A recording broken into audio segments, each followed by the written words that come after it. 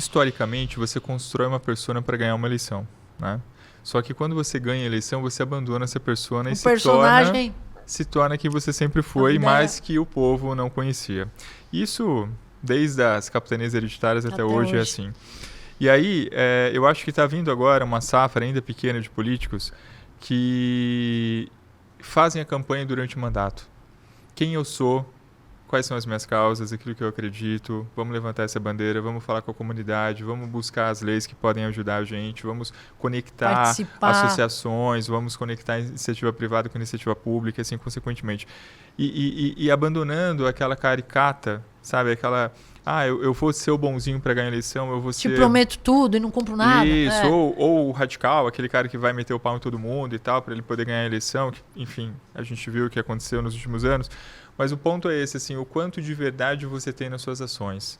E uma coisa que eu falo muito para os meus clientes e também para os mentorados, eu falo assim, marketing é energia. E a energia não engana energia. É isso. Eu posso enganar você com as minhas palavras, com o meu semblante, posso ser o melhor ator aqui da Rede Globo, mas... A tua entrega, a minha energia não vai, né? Se ela não for boa, ela não vai reverberar de maneira legal. Nisso. E eu acho que esse é o ponto, assim, sabe? Essa política honesta.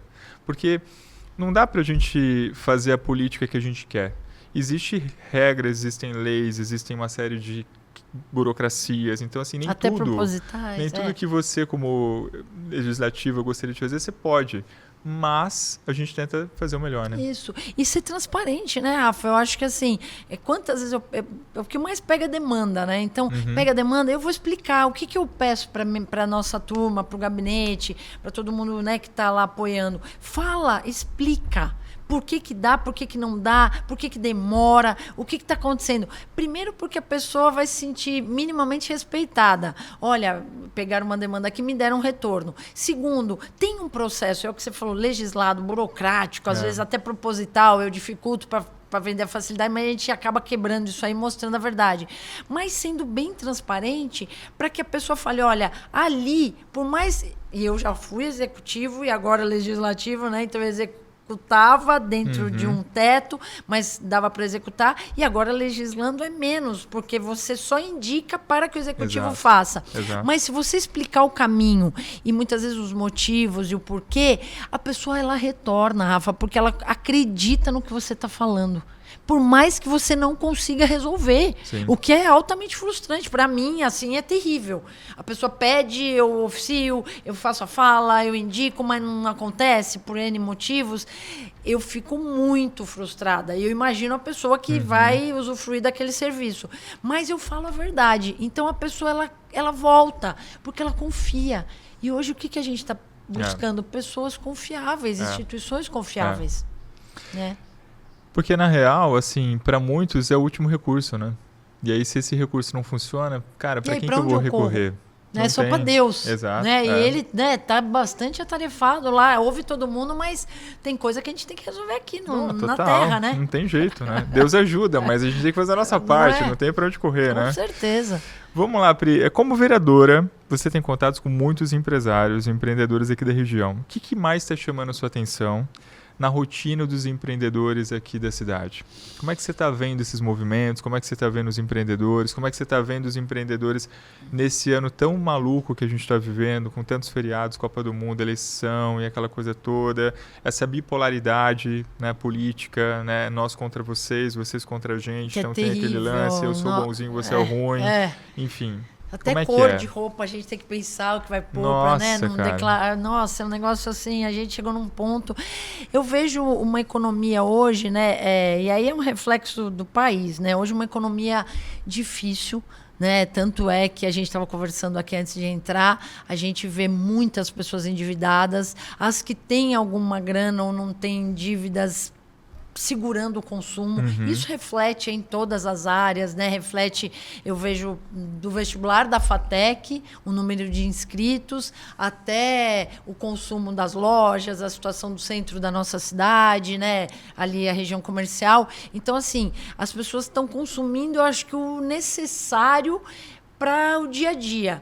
Mas você não vê uma economia acontecendo, pulsando na cidade e eu acho que no próprio país, né? Eu estava vendo, até ouvindo essa entrevista da Daniela Marques e também lá dentro do curso de macroeconomia, né? Hoje você tem aí metade dos brasileiros endividados, né? Ou inadimplentes. Então, a gente está falando aqui, olha só, 81,7 milhões de pessoas inadimplentes em fevereiro de 26.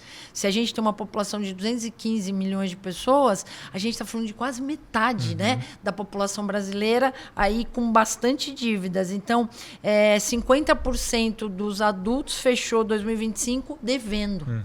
Isso é muito sério. Né? As famílias estão endividadas, as pessoas estão sem dinheiro para comprar, elas estão com medo do que vai acontecer, ou ser a Copa, agora para nós a Copa acabou ontem, ou se é por questão das eleições, o que vai vir por aí. Então, assim, eu vejo uma situação no país que está se falando muito de direita, esquerda, polarização, mas e o dia a dia da população? Porque é isso que, na verdade, importa. Sim, esse ponto que você está trazendo é um ponto muito legal, porque assim, a sensação que eu tenho é que o brasileiro ele vive esperando o herói. É como se um presidente fosse ganhar a eleição e ele fosse mudar o Brasil. E isso nunca vai acontecer. E, cara, você que tem que se mudar, né? Esse lance, eu concordo. A maioria dos brasileiros está inadimplente, mas mais do que estar inadimplente, falta educação financeira. Sim, total. Falta dinheiro no mercado? Falta dinheiro no mercado, mas também falta... Se eu tiver dinheiro, eu sei o que fazer com esse dinheiro? Pô, também não sei. E, Rafa, o que você falou faz muito sentido, porque assim, se você for pesquisar, o que mais tem é lei de educação financeira. No governo federal, lá no Legislativo Federal, tem nas câmaras municipais, lei de educação financeira. Tá, legal. Então vamos nas escolas, vamos entrar na sala de aula e vamos ver a política pública implementada. Não tem. Não tem. Porque hoje você tem lá um itinerário formativo vamos falar da escola estadual, que é projeto de vida, propósito, muitas coisas que a gente está falando aqui, empreendedorismo e tal.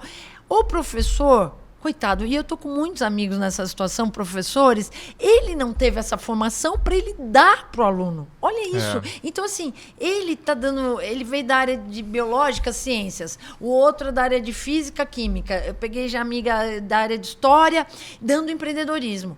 E vai falar de gestão financeira ou de economia e finanças em casa.